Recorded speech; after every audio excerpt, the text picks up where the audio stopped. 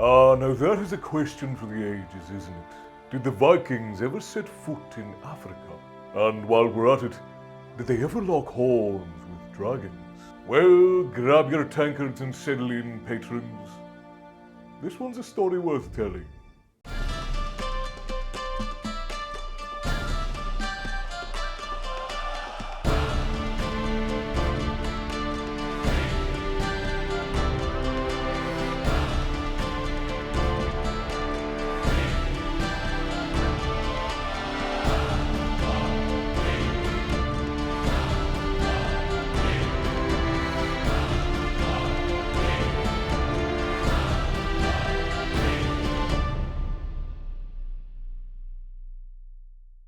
Now, we all know the Vikings were no strangers to wandering.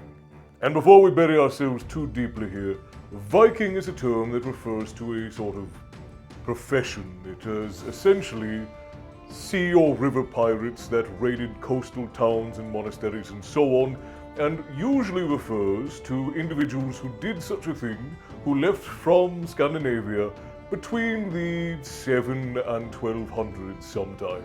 So when we say Vikings, we mean Scandinavians who raided and invaded. But we'll just say Vikings for sake of simplicity. I don't think anybody's going to complain about that. Now, with that being said, they weren't just raiders.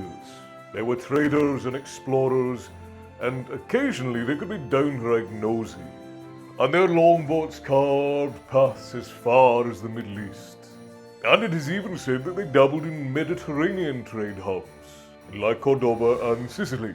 And through those ports they might have brushed shoulders with goods, and perhaps even travellers from Africa.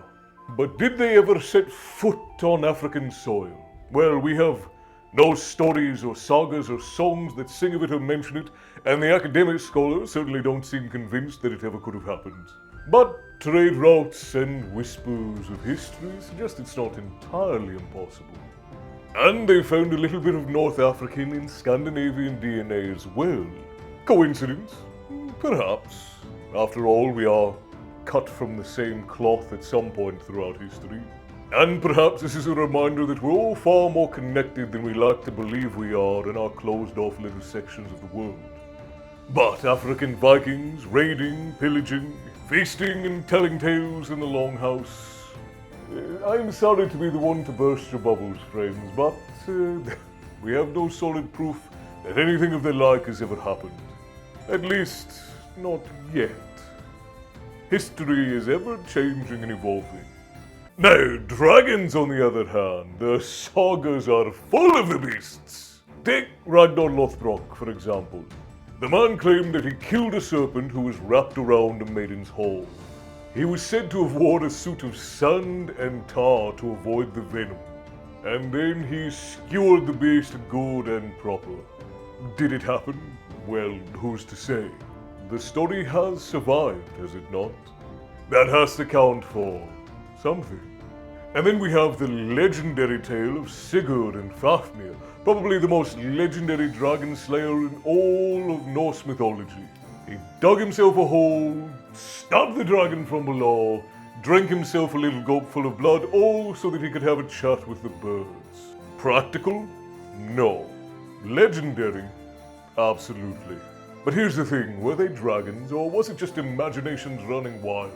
Vikings might have stumbled across gigantic snakes, and even large crocodiles in foreign lands. Or maybe, just maybe, they might have dug up some old dinosaur bones and thought to themselves, now this must have been a mean beast. Dragons are chaos embodied after all. Storms, floods, volcanoes. And every good hero needs a little bit of chaos to conquer. So, did the Vikings ever reach Africa? Maybe, but nothing we have on hand suggested that they ever did. Did they fight dragons? Depends on who you ask. There are certainly enough stories that claim some of our more famous Vikings did fight dragons at some point. And if not specifically Vikings, then some of the Norse ancestors. But here's the truth of it.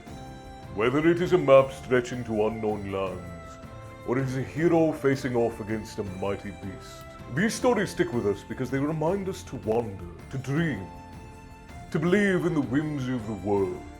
And if you ever find proof of either of these things happening, bring them back here to the Tavern Keeper, and the first round will be on me. Until then, stay bloodthirsty, my friends, and I'll see you in the next one.